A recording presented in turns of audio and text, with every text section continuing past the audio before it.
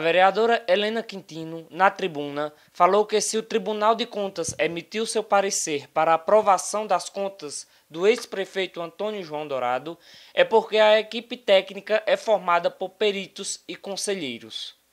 E disse que com 2/3 conseguiram manter a aprovação do ex-gestor Antônio João. Depois que o Tribunal de Contas deu seu parecer pedindo a aprovação, é porque ele já tem um laudo técnico feito por inspetores, por advogados, por contadores, que analisam e emitem os seus pareceres. Tribunal de Contas do Estado.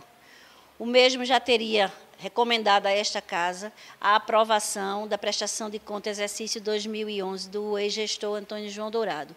E com base no parecer do tribunal, que tem os critérios para formular a sua opinião, nós, a nossa bancada, em 6 vereadores, demos continuidade e aprovamos aqui a prestação de contas. Para derrubar o parecer do tribunal era preciso 2/3, né? E isso não conseguiram. Então, graças a Deus, mais uma vez conseguimos aprovar a prestação de contas do ex-gestor Antônio João Dourado.